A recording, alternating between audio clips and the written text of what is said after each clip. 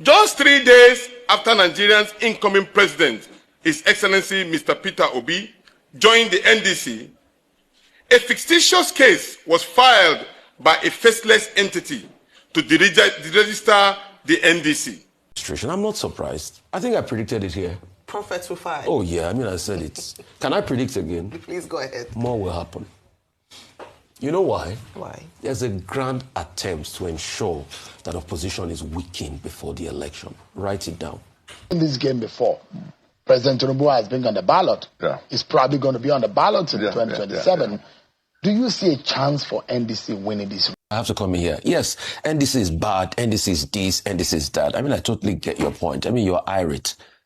But I'd like to ask you, what's your business? Why don't you leave INEC to fight their fights? If their party is registered with that logo, it becomes your property. The logo does not belong to PMP because it does not exist as a political party.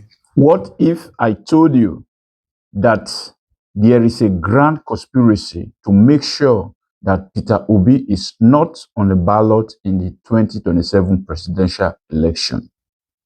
Hello, viewers. If today is your first day here, welcome to EBD World. Like and share this video for it to reach other people. And don't forget to subscribe for more updates. Now, let's begin. Have you noticed something interesting? Peter Obi joined the NDC on May 3rd, 2026. Just 2 days later, on May 5th, 2026, a lawsuit was filed against the party. Now, I'm not here to tell you that one event automatically caused the other. The facts are simple. Obi joined the party, and 2 days later, the party found itself in court. What many Nigerians are debating is whether that timing is merely a coincidence or part of a broader pattern in our politics. And that brings me to a bigger question. Why does it seem that every political party Peter Obi becomes associated with suddenly faces one controversy or another? This isn't just about one lawsuit.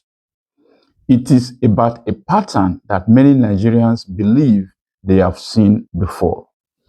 Critics of President Bola Tinubu have argued for years that his greatest political strength isn't necessarily winning over opponents with superior ideas or policies. They argue that his real strength lies in weakening the opposition before the real contest even begins. Whether you agree with that assessment or not, it is a perception that has become part of Nigerians' political conversation. People often point to Lagos politics. For years, opposition parties struggled to build lasting structures there. Internal crises, defections, leadership disputes, and political infighting repeatedly weakened alternative platforms. Supporters of Tinubu argued this reflected his political skill in building alliances and maintaining party discipline. His critics, however, see it differently. They believe rivals were consistently destabilized, making it difficult for serious competition to emerge. Now that Tinubu is president, some believe the same political approach is playing out on the national stage.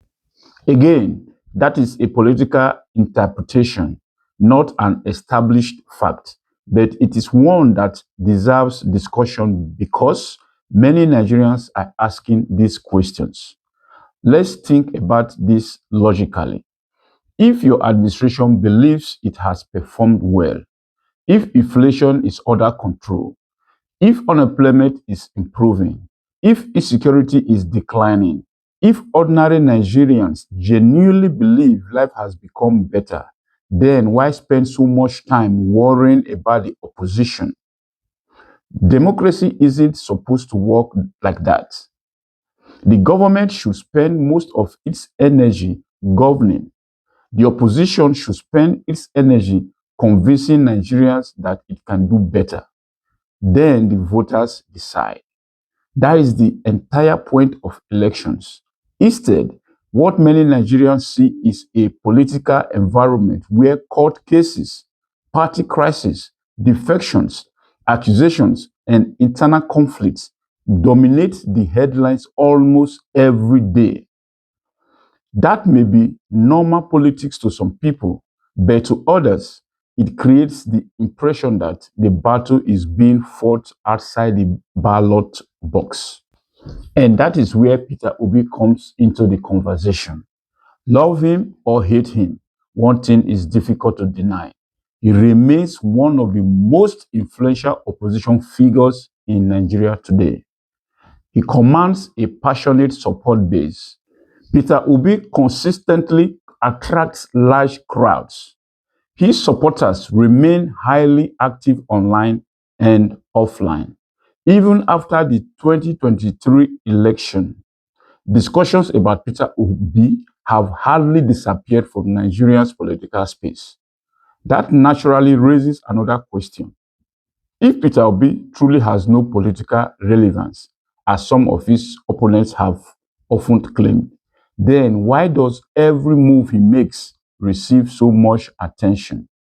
Why does every political party he joins immediately become national news? Why are so many political conversations still centered around him? These are legitimate questions people are asking because actions sometimes communicate more than words. If you constantly attack someone you have already declared politically finished, people may begin to wonder whether you actually believe your own rhetorics. Confidence usually speaks quietly. Fear often speaks loudly.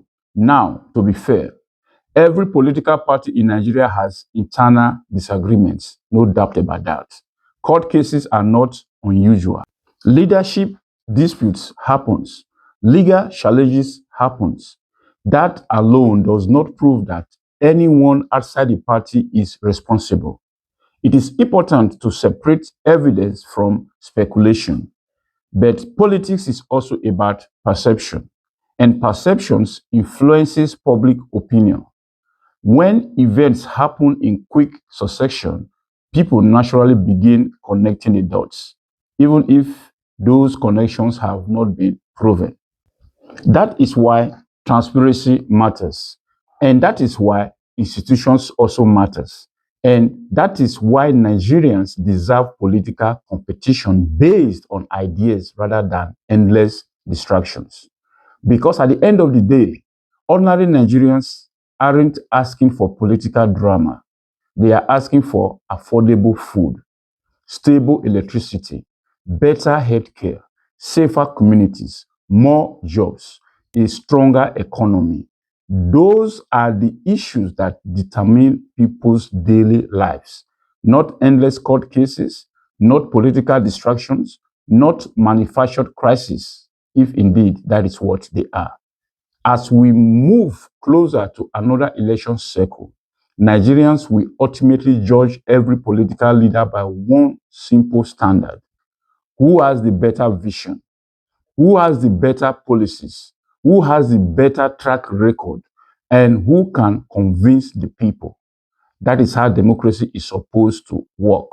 Not through intimidation, not through endless legal battles, not through weakening oppositions before voters even have a chance to make their voice heard. In the end, the ballot, not political maneuvering, should decide Nigerians' future. What do you think?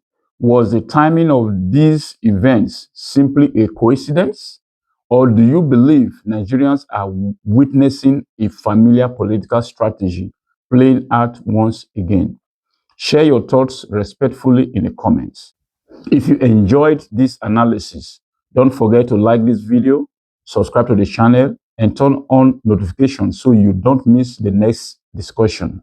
Thanks for watching. See you in the next video. Until then, bye for now.